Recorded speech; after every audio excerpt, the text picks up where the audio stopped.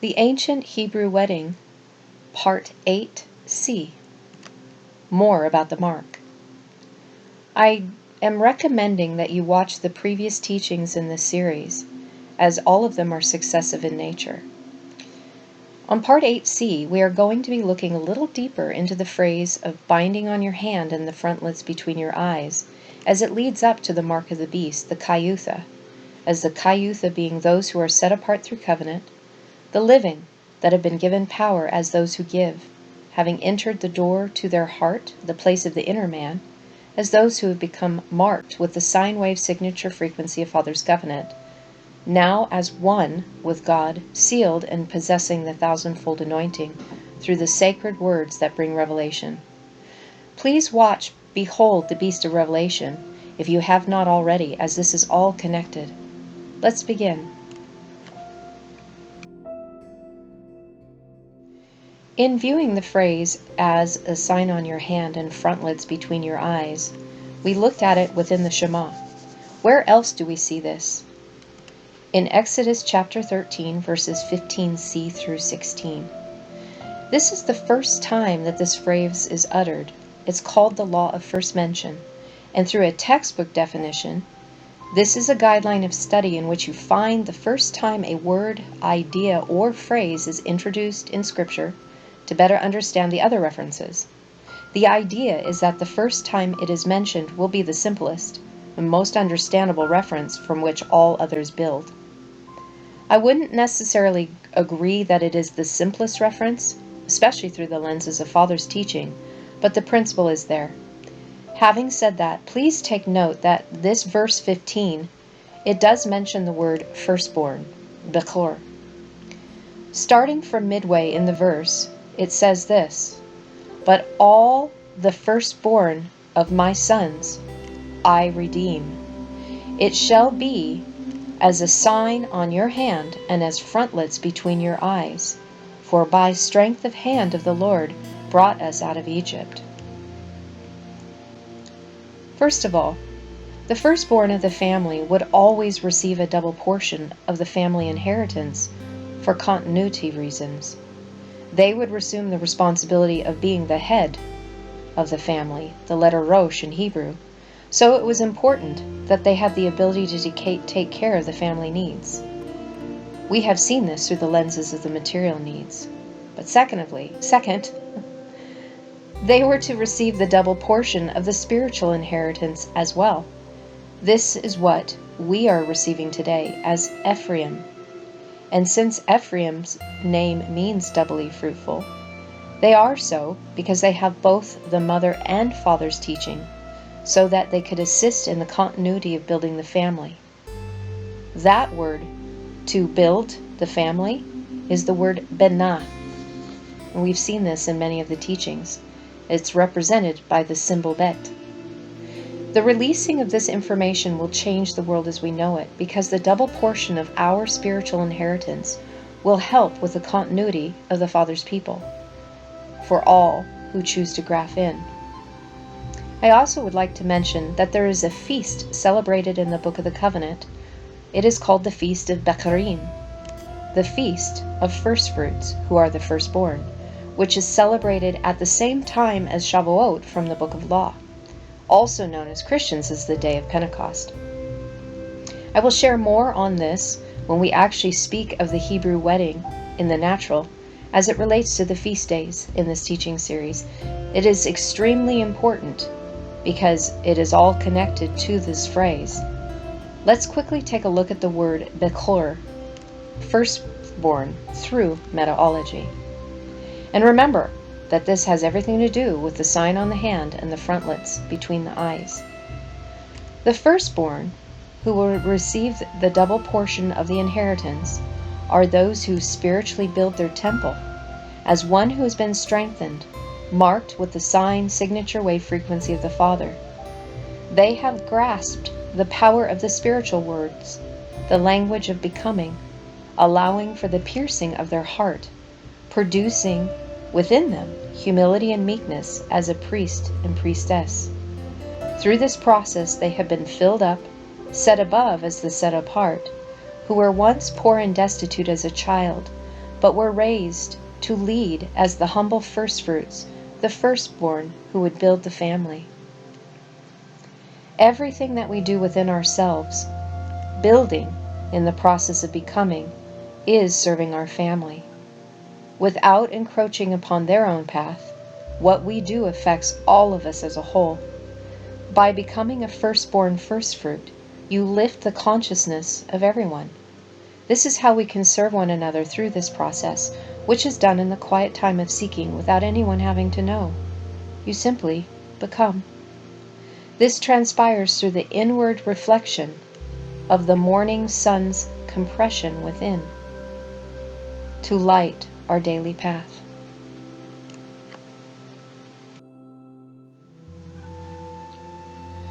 So we saw the first occurrence in regards to the firstborn in the previous slides, and we covered in detail the second occurrence known as the Shema in part 8b.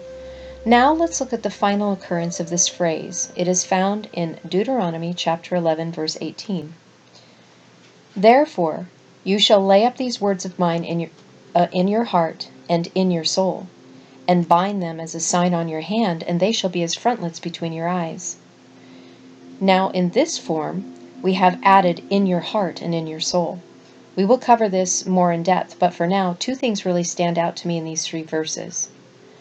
They are progressive in nature. First, let's look at the word hand. In the first occurrence, we find in Exodus 13:16, we see that the word translated as your hand is written as yadecha. And then this word for hand in Deuteronomy chapter 6, verse 8 is written, also pronounced as yadecha, but the hey has been removed from the suffix. The sound is from the added vowel point. That means you would never hear the difference, you would only be able to see it. And finally, we have written on the third occurrence as yedchem. Why is this? Well, it's telling us a story. The first occurrence, they were pulled out of Egypt through signs and wonders, and as a people, they were to be a sign and a wonder, a beacon to lead the way out of proverbial Egypt. Noticed, and it shall be. Remember that this word also has the meaning to become. By connecting to the twin revelations of Spirit Mother and Spirit Father through their common vision, so that we will become, and it will come to pass, as a sign, a shepherd teacher, that are of the Aleph Tav, who have connected and pierced their heart as their own priest, becoming as a sign, signal, beacon, and miracle, as one who sees and knows the purpose of being and becoming a teaching shepherd of light. So now notice that when we see the word hand, we have the added hey, the revelation, the teaching of the Spirit of Father. And it also means they are those who will be revealed as having gone the way of the right hand. Remember the passage that Yod-He, Vav-He, the representation of the teachings of Mother and Father, meant to balance as our blueprint and pattern? This is why it's important to watch these teachings in a successive pattern. I want us to connect to what Deuteronomy 33, verse 2 and 3, that we were teaching and brought forth, that said originally, has shone forth with 10,000 of his holy ones, his own Asherah. Remember, that's how it was originally written, and they changed it. So those who have gone through the fire of purification through the living water, it is a people group who have the main attribute of love, as they no longer fear. I and we and my and our Father are one. This is who we were and are to become when we were at the base of the mountain.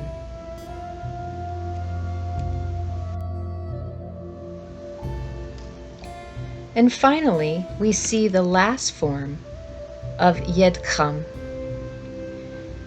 If they were humble and opened their hands to receive the powerful vision from the right hand of power, who have the heart to give, and walk through the inward door that reveals that which is needed for the poor in order to deliver themselves and become rich, finding the teaching shepherds that will reveal the way through the teachings of Mother and Father, and if they would grasp a hold of the power in the words that reveal how to become one with God, the family who are yoked and tamed, possessing the thousandfold anointing, by going through both teachings, they would then be surrounded and covered by the hand of the Father, no longer in the waters of chaos, no longer of the material world, but set above as those of the spiritual world.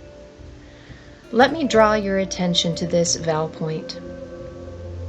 I have not shared many details on this, but this one in particular is connected to all that we are speaking about. This has to do with being married spiritually. It is called the Segol. It is those who are married, supported and surrounded by a shield of thorns that protect, and will be gathered as the shepherd teachers of the way of light. They walked to the water, learned the way of the living water words taught by Mother and Father, lifting them to become a light teacher of Father Source. They connected to their heart, having become the priest within, as well as one who is also connected to the Father Source. They are the humble and meek, who have been filled, now given the staff of authority and the signet wedding ring. Since the Segol is connected with the letters Yod and Kaf, the Kaf, now in the risen state, and the vision, it's associated with the gathering of the teaching shepherds at the time of the wedding, which is the same for those who have grasped a hold of the spiritual words that made them as the wedded ones who will be gathered at the time of the wedding. They are covered in the hand of the Father as they are completed and perfected in love. How can I say this? Well, in this verse, the third occurrence of this phrase we have been looking at, we can see that they added the word atam, and we've already covered this word, becoming one through the twin covenants, which I shared with you in the last teachings of 7a and b. It is the begotten, the born again, through the waters as the completed, not of chaos, but above the waters who have the sine wave frequency of both covenants as the marked. And if that isn't convincing enough, we also have the first word in this verse, which is we shamtem, you shall lay up. So in this, through metaology, we have Shem. Remember Shamayim, the waters above, the heavens, where those who are set, who have a conspicuous position, marked individually of the name, who have honor, authority, and character. Then you can see Tam again, Tav Mem, the twin covenants that complete you. After that, we have the Aleph Tav, which are the strong leaders who are one with the covenant. It is through words, Dabar, that empower you through the Father so that you can be, which is the inward door that reveals all that is needed to deliver oneself in order to spiritually build your temple through covenant, and to raise you up to become a first fruit instead of a child who is poor and destitute, now having been given the power of the right hand. These are the Els, God, strong leaders, who are the teaching shepherds that will be revealed as those who have the Father's teaching and spirit. Obviously, there's more in this verse, and I'm not going to take the time to parcel it out for you, as these teachings are already very long and difficult to sit through when all of us now seem to have such a short attention span, me included. Suffice to say, this is connected to your heart and to your soul. Loving God with all your heart and soul, and laying up these words in your heart and soul, binding them on your hand as a crown of discernment given to those that have the eyes to see, so that they can receive the covering of the Father's hand.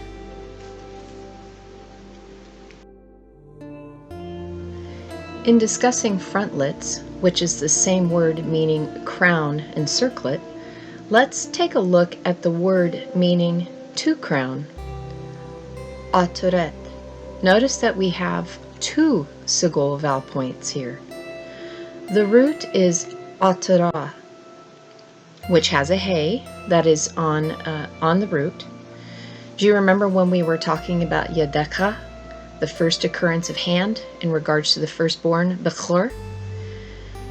That also had a hey on the end of the word. It is the Father's intention to give the crown to those who would receive his revelatory teaching, become it, so that then they can receive his signature sine wave frequency of his covenant, who will then be revealed to those who are to be crowned.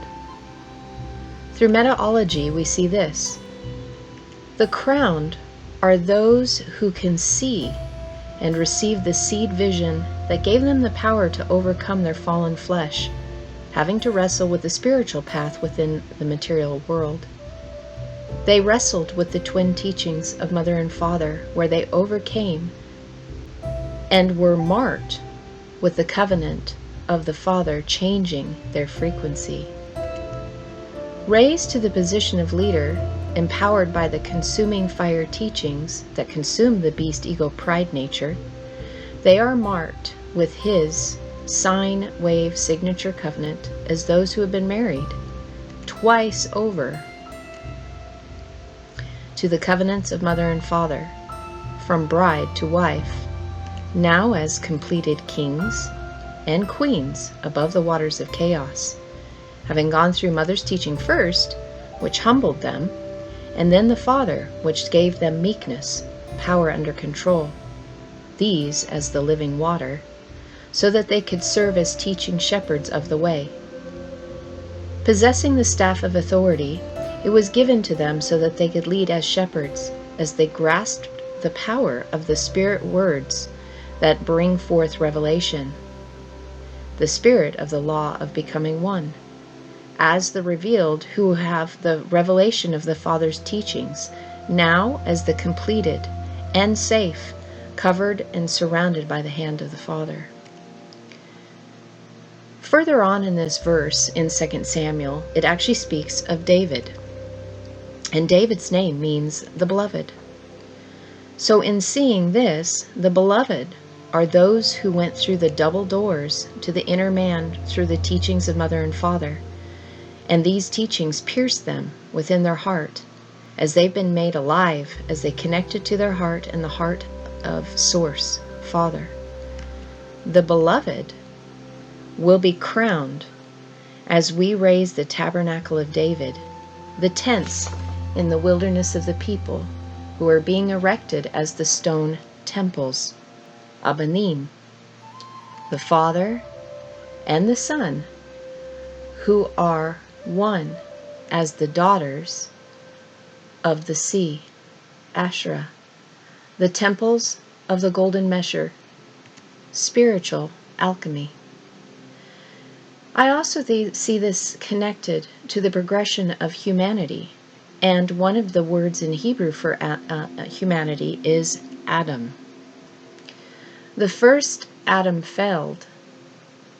The second, as Yeshua, came to point the way of Mother as a humble one so that they could receive the Father's teaching. And the third Adam, the latter-day generation, the family of blood, would be crowned through the twin covenants that were made complete and perfect, the third Adam as the third temple.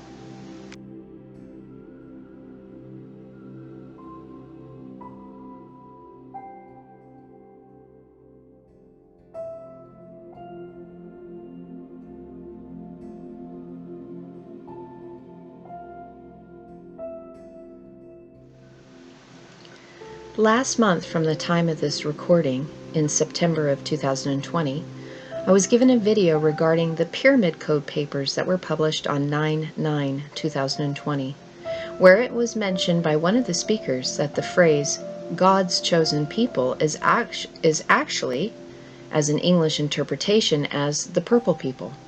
There's much that can be said on this. If you've read the book of Urantia, then you will connect a little more to this. But if you haven't, that's okay. It isn't necessary unless the Spirit is drawing you to read it. Back to the point. This phrase is Am Sogol. And this is connected to the vow point, the Sogol that we were discussing in the previous slides, as the married ones who have the signet ring. Purple people is the mechanical translation, but through metaology, we see something a little bit more deeper than that. It is the tribesmen of Jacob, Israel, all 13, as Joseph was divided into Ephraim and Manasseh. The people will see and know the purpose of the vision given, that when placed within their heart will provide the power, means, and direction of the right hand. This empowerment will allow one to see the big picture and give them the spiritual path that they will have and need to wrestle within the material world so that they can overcome the beast ego fallen flesh nature that seeks to divide and separate through fear. This perfects love. They are completed as they possess the living water teachings as the surrounded and protected above the waters of chaos. They will assemble as the gathered, those who are wed, as they have been given the signet ring. As married, they will be hedged in and supported, propped up and shielded by thorns that will pierce any who would try to bring harm. These have become the teaching shepherds that possess the staff of authority, which is the language that brings forth revelation, and they will goad others on, urging them through the inward door that will reveal the water from a deep well, in order to deliver them. As married, they will be lifted up, having been made spiritually rich as they were once poor. Now connected to the Father source within their heart, they have been pierced, producing humility. This is what has raised them up, filled them, and pulled them out, setting them above the waters of chaos, now having a vantage point. The teachings of Mother and Father are the living waters that they were taught, and they connected to them. As the instructed, they will turn teaching the way of light that overcomes darkness as teachers of the light, as they have become it, the royal ones.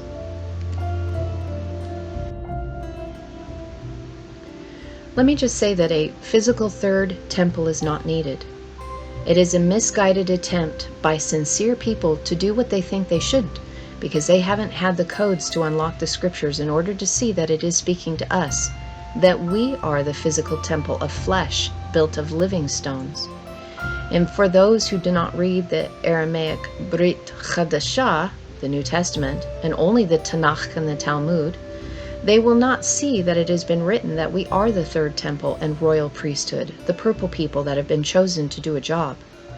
And a third physical temple with a sacrificial system will alienate and make a nation more separated and hated than they already are, unfortunately. This will not draw people together, but rather repel them. This is why plans have been initiated by nefarious agents that the three main religions would end up exterminating each other through hate, each thinking that they are doing a service to their God.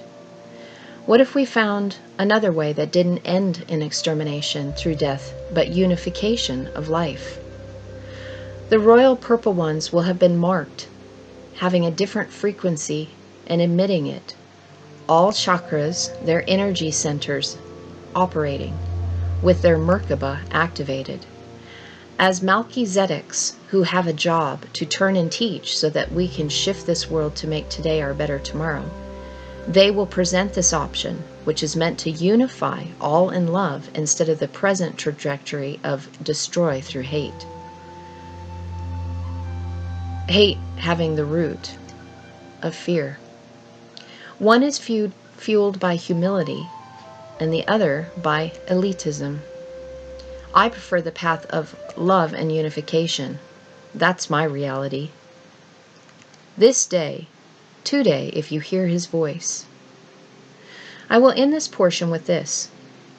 When Yeshua said that we were to eat of his flesh and drink of his blood, he meant to eat that which became flesh and blood, as he was the Word manifest.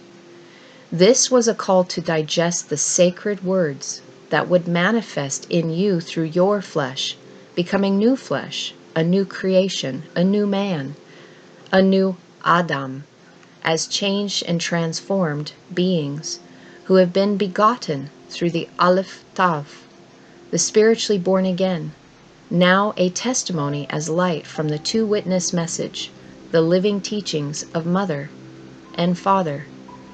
New flesh, high vibrational frequency set apart, manifested in the flesh. Flesh that is the living words. Amara, the lambs of God who follow the words wherever they lead. They have done so and will be marked on their forehead as the crowned, and the hand as those who have entered through the door of their heart, who are giving and have the covering of the hand of the Father, as they are the stewards of the language of light that brings revelation to the people, as all being one. The Chiyutha of the revealing. Selah. Shalom, shalom.